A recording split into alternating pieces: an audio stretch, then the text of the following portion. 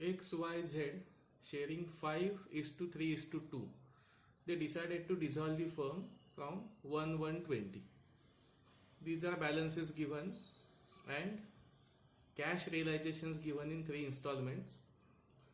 Liabilities are creditors, bank loan, secured loan and outstanding expense. And one adjustment is given. Bank loan is settled at rupees 70,000. In fact, the amount payable was 80,000, but it is settled at 70,000. So it is liability settled at discount. Statements required as usual. Statement of excess capital to find out the proportionately higher amount of capital. And second statement is distribution of cash.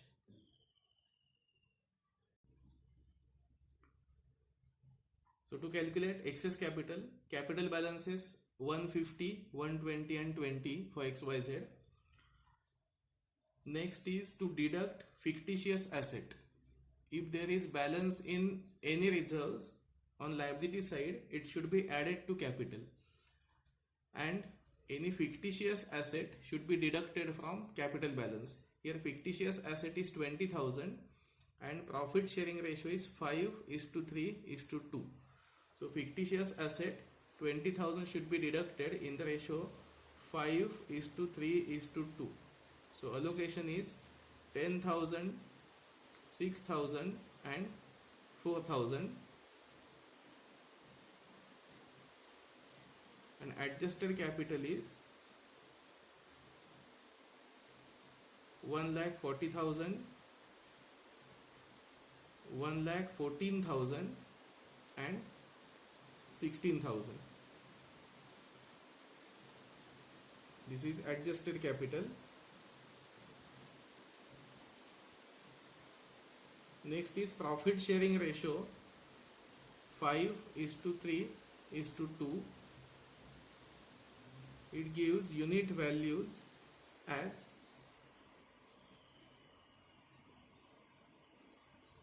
28,000, 38,000 and 8,000. यापैकी जी कमीत कमी असेल ती आपण घेतो. 8,000 ही कमीत कमी आहे. त्याने 5, 3 आणि 2 ह्याला मल्टिप्लाय करायचं आणि प्रपोर्शनेट कॅपिटल फाइंड आउट करायचं. 8,000 is minimum unit value. Multiply 8,000 by 5 by 3 and by 2. 8,000 into 5 40,000, 24,000 and 16,000. And deduct this line less this line. It gives proportionate excess or excess capital 1. 140 minus 40 equal to 1 lakh and 114 minus 24 equal to 90,000. Z column dash. So as per our first step, X has proportionate excess of 1 lakh, Y has proportionate excess of 90,000. Again repeat. Profit sharing ratio 5 is to 3. Unit values 20,000 and 30,000.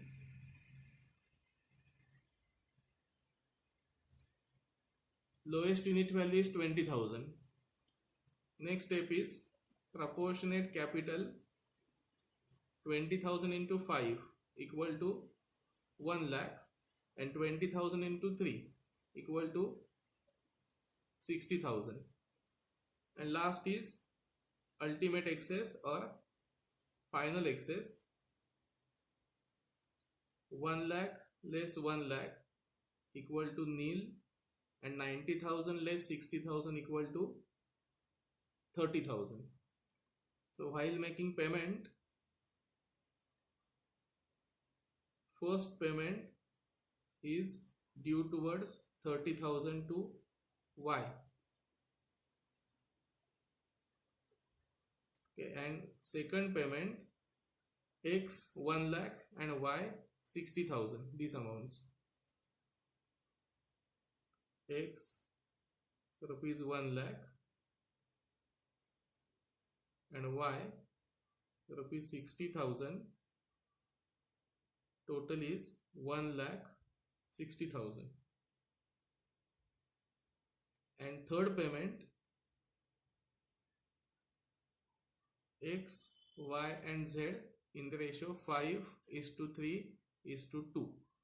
So as per the statement of excess capital, first should be Y up to rupees 30,000.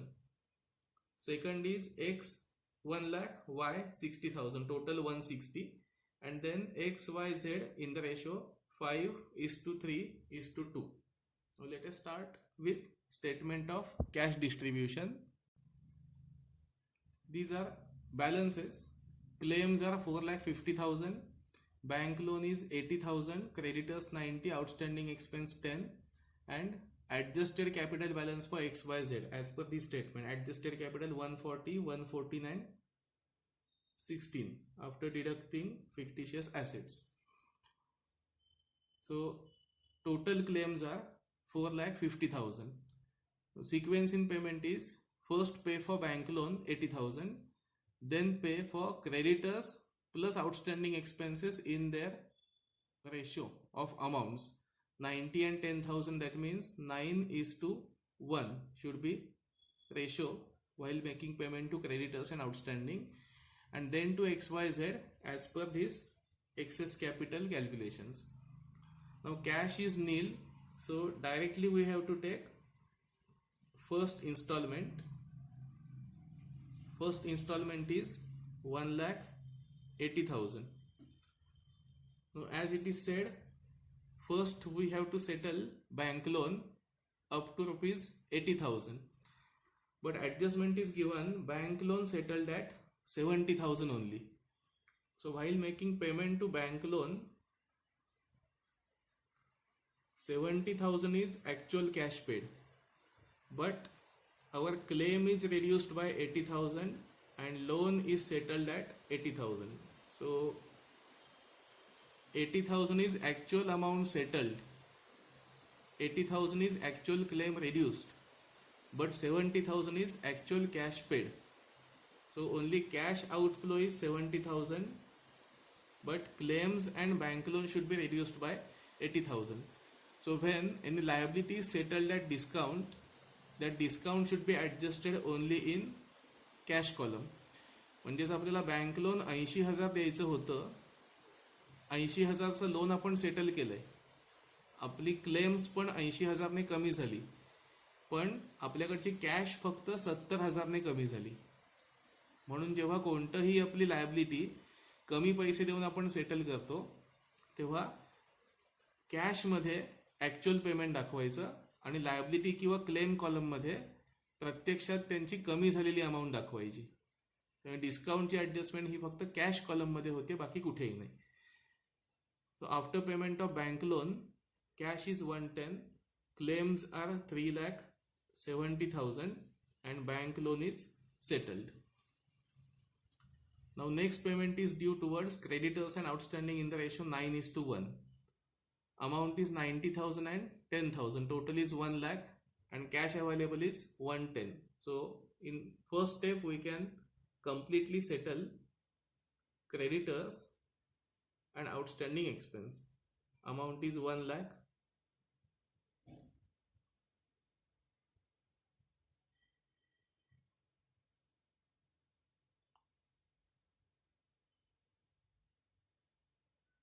So cash in hand 10,000, claims 2,70,000, creditors and outstanding expenses are settled. Now here use of 9:1 was not required because lump sum amount was available for payment. Otherwise, if cash available would be less than 1 lakh, first of all we need to pay 9:1, and further when cash is available we need to pay again 9:1.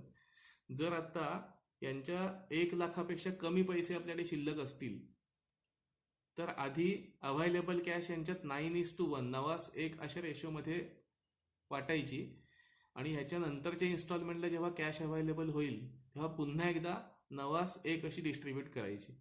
आता एकदम आपल्याकडे 1 लाख असल्यामुळे या रेशोचा उपयोग करायची आता काही गरज पडली नाही. आता या तीनही लायबिलिटी सेटल झाल्यात. XYZ यांची पेमेंट आता बाकी आहेत. तर ती पेमेंट देण्यासाठी एक्सेस कॅपिटलचं स्टेटमेंट बघू. एक्सेस कॅपिटल स्टेटमेंट प्रमाणे फर्स्ट पेमेंट वायला आहे 30,000चं. 30,000 आपल्याला एकदम देता येणं शक्य नाहीये, तेव्हा सध्या 10,000 पे करायचे. Less paid to Y 10,000.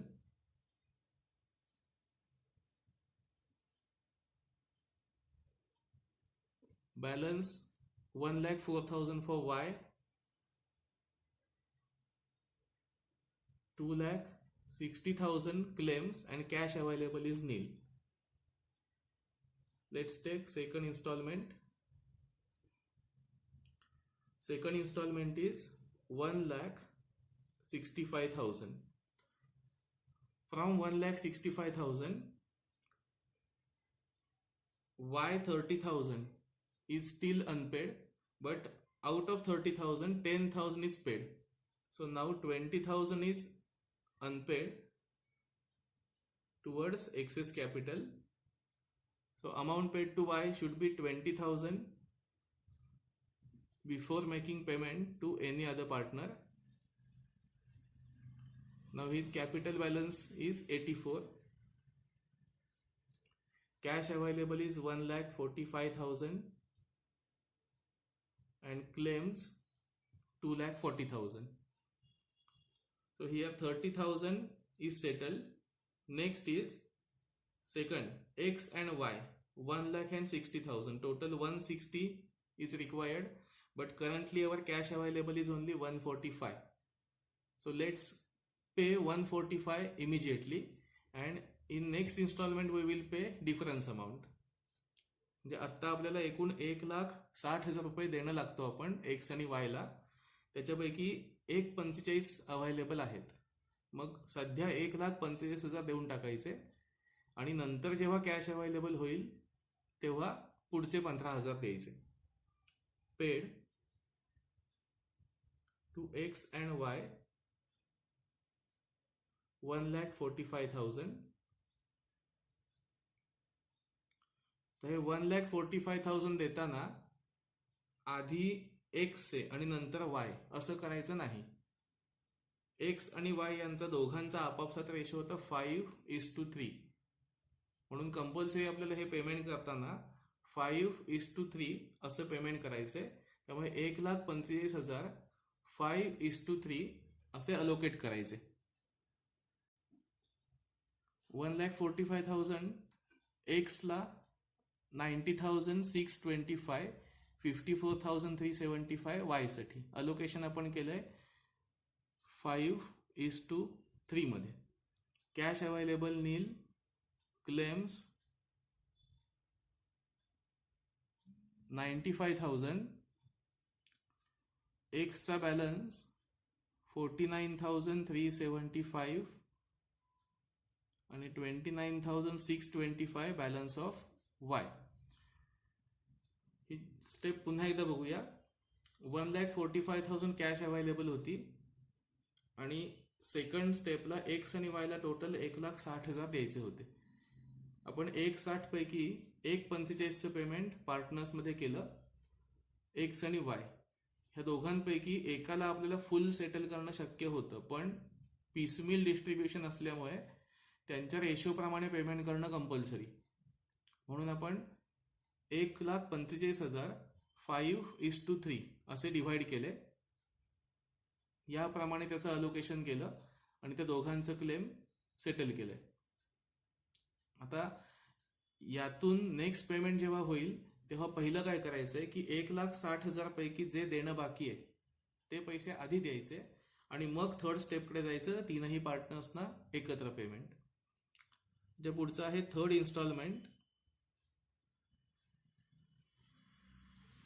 Third इन्स्टॉलमेंटचा अमाऊंट आहे 1,50,000 less paid to X and Y. X and Y, total amount 160 less 145. So balance is 15,000 payable, and 15,000 should be allocated again in the ratio 5:3. So it gives 9,375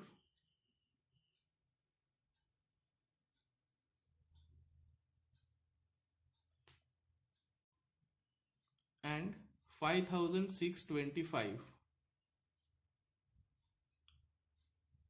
Cash is 1,35,000, claims 80,000, 40,000 is balance payable to X, 24,000 is balance payable to Y, and now 16,000 is payable to Z. This is only carried forward. So after payment of second proportionate excess, our balances are 40, 24 and 16. Hey cross check कुठून करायचे ते सांगितलंय. Proportionate capital पहिल्या स्टेपचं जे असतं त्याच्याप्रमाणे हे balances आपले आलेत, त्यामुळे इथपर्यंत आपलं करेक्ट आहे. 80,000 is amount payable towards total claims, but cash available is more than claims 1,35,000. Next is paid to X, Y and Z. Their claim pending was 80,000. So first of all, let's pay 80,000 in the ratio 5:3:2. This is final amount payable. So payable in the ratio 5:3:2. Capital balance is settled. Claims are settled, but still 55,000 balance is in hand, cash in hand. So this 55,000 balance cash in hand is surplus cash available. We call it as profit on realization.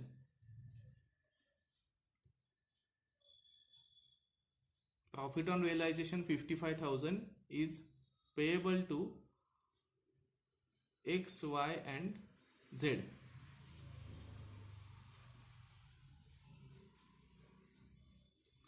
And this 55,000, 27,500 for X, 16,500 and 11,000 for Y and Z. So automatically this amount paid to X, Y and Z indicates profit on realization, and this profit on realization should be highlighted. Amount paid to X, Y and Z. So here adjustment was bank loan settled at 70,000, which is at discount. So this 70,000 is shown in cash column, but actual amount of loan settled is shown in claims and bank loan column. One more change was amount payable in second proportionate capital is 160. It is paid in two parts. First is 145 and second is 15. In both cases, this amount is payable to X and Y in the ratio 5:3 up to settlement of 1,60,000, and afterwards complete cash available should be paid in the ratio 5:3:2, and surplus cash is considered as profit on realization. It is automatically distributed to all partners in the ratio 5:3:2.